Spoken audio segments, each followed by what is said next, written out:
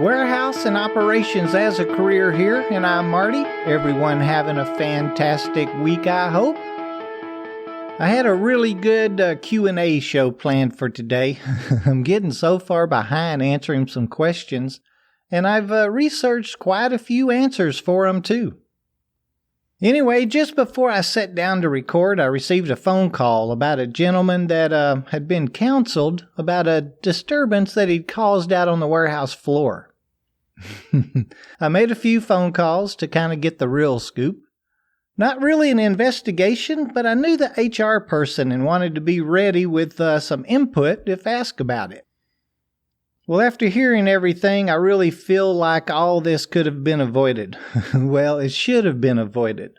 And the gentleman was both wrong and right at the same time. I'll define that a little bit. But the bottom line is, everything about this was just wrong. Are you confused yet? Let me clarify a couple of things. So the employee was upset about an item being moved or reslotted in the warehouse by the first shift today. I'm not sure what the product was, but it was what they called medium cube. So we'll say a case of like maybe 5 cube. Evidently it weighed quite a bit or was a little heavy, and the warehouseman took issue with where it had been moved. It had been put at the end of the pick path, I presume, or at least he felt like it was going to be a crush hazard or a stacking hazard. Anyway, he just started yelling, cursing, and well, pretty much making a scene about how nobody knew how to slot and that he wanted to know who had decided to move it and that he wanted to speak with the individual that came up with the idea. I'm hearing his supervisor tried to de-escalate the situation, but the employee was just done listening to anyone at that point. The supervisor had no recourse but to suspend him and send him home for the rest of the shift. Okay, so part 1 of today's episode, we'll be talking about what would it take to justify losing our calm and cool, professional workplace disposition. You may have detected a little sarcasm there, but I mean seriously. If our job or task is safe, and if our work environment is clean and sanitary, and we have the occasional opportunity to see a supervisor or manager, even really any member of the management team, sometime during our shift to voice a concern or even an opinion over something, how, or I guess why, do associates lose it sometimes? Now I know that we all get frustrated on the floor, and yes, we have to work harder than would be required if a mistake has been made, but there are ways to get it corrected. And this type of mistake would have been corrected shortly, without a doubt. I want to go back to that we're being paid sentence, and we use it a lot.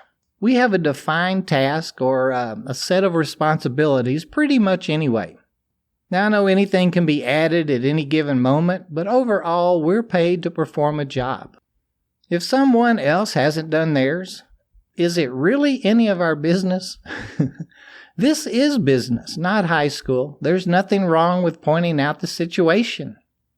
There may or may not be justification to point out who did something wrong. The important thing is to get it rectified, made safe again or made efficient. That's the whole point, right?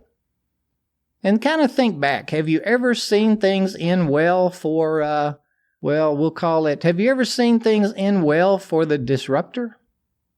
We all get frustrated from time to time. But if the situation or opportunity doesn't fall under our responsibility, don't worry about it.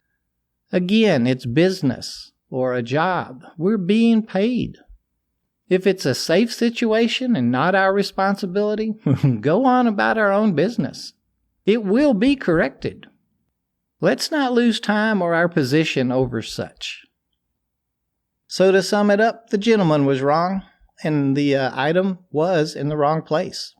Inventory control corrected it, and come to find out, had already been made aware of it, and it would have been moved the next shift anyway.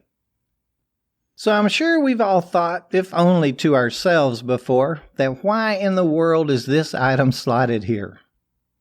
The slotting of a warehouse is actually a very thought out and calculated endeavor. Companies pay hundreds of thousands of dollars to companies that lay out our warehouses for us. And if we're talking new construction, well, our available cube is planned out to the last inch. And we'll go over that kind of stuff in just a minute. So a few areas slotting will touch can be all of our storage areas, our put-away functions, order selecting, of course, replenishments, the inventory control departments. Have you ever used or does your facility use a device like a Cubitron or Cubiscan? There's several different brands out there. Some with more bells and whistles, some with just bare bones functionality. They're really cool though. As much as I hated having to measure every new item that came into the warehouse, they do make our lives easier when it comes to slotting a warehouse. Vendors may call them dimensionizers. That means they give us the dimensions of our case, length, width, and height, so we know the cube of the case, and they'll weigh the case as well. With the cube measurement, we now know how many can fit on a pallet, or in a slot, on a selection batch, and on a truck for delivery. So as you can tell, the measurement is very important to the warehouse. But what determines how many cases goes on a pallet, or what size or cube? What kind of slot does the item go in, you may ask? And that's a very good question. So let's talk about the price of real estate for a minute. The cost of a warehouse is immense. We have to utilize every square foot. Our offices need to be laid out efficiently, and our warehouses have to be set up for productivity, of course. But then we also have to make sure every possible inch of storage space is being used. If we set our slot sizes based on how product, comes into our facility from the vendor, we may be able to avoid breaking down an inbound pallet. But if that pallet sits in a high cube slot for, let's say, 2 months, taking up warehouse cube or space, well, maybe it'd be better off to break it down and put one smaller pallet in the pick location, with 3 smaller pallets up in reserves and out of the way. So we know warehouse space is expensive. So let's talk about cube utilization. Anyone heard that term before? Basically, it means 4 things to me. Size or cube of an item or its case. Slot configuration could be 10 cube, 32 cube, 48 cube, 64 cube, etc.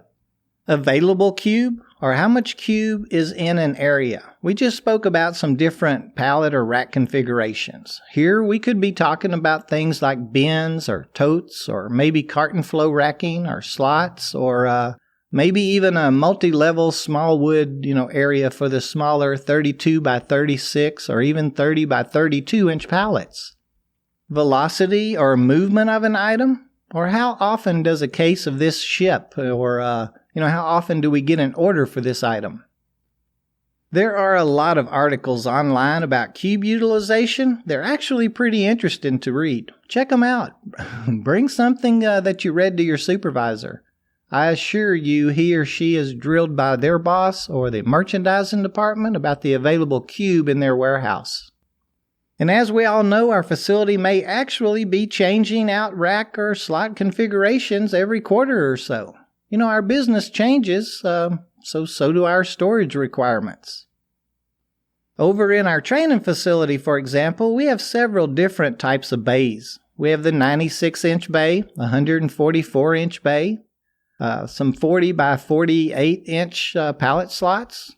We have a couple of 32 by 36-inch pallet slots. We work with bins and some carton flow racking and pallet flow racking over there. And we talk a lot about mezzanine and carousels. Those can all create, different slotting opportunities for all kinds of different storage. And then, of course, in the warehouse, we have several different kinds of labeling systems or configurations too. And I mean several. I've probably seen a couple of 100 different types over the years. One thing that I mentioned in New Boots is that in today's worlds, a slot location or tag is really just for our own human minds. They give us a focus point and describes where our selection device is trying to direct us. Your very basic type can be as simple as DA1001, meaning something like section or area D, aisle A, and the first 1 meaning the first level, and the slot would be 001. In this same example, the second level would read DA2001, the 2 meaning the second level. Another type of configuration is called alpha bay. We would read it as something like DA-01-01, meaning area D, aisle A, and the first 01 tells us it's the first bay and then slot 01. And a bay could hold 1, 2, 3, or even 4 pallets depending on the distance between the uprights. DA02-01 would be the area D, A is the aisle, the second bay of the aisle, and slot 01. And it's important to note, too, usually anyway, our odd-numbered slots will be on the left side, and our even-numbered slots will be on the right side. And of course, or I hope we all know, not to go down an aisle backwards, right? Warehouse movement paths, especially our selection paths, will snake through the warehouse. Right turn into an aisle and left turn from an aisle usually. I kind of jumped ship there talking about rack labeling, but it's a part of the conversation, right? So where was I? Okay. Is getting upset over a relatively complicated and usually computer-driven determined slot gonna do us any good? I mentioned a dimensionizer earlier. Our fancier models will be able to link to our procurement systems too, meaning it'll know what our buying multiples are, how often a case sells, etc. It'll recommend a pallet configuration, a proper tie and high along with a slot or cube location to optimize our available cube. Now these systems can be smart too. Let's say every time we select a blue cup, item number 3232, we also have an order for a case of blue plates, number 3636.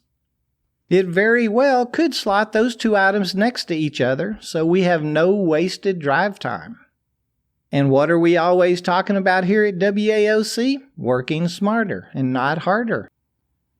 Well, I could go on and on about slotting and us acting right on the docks, but I think we all got it now.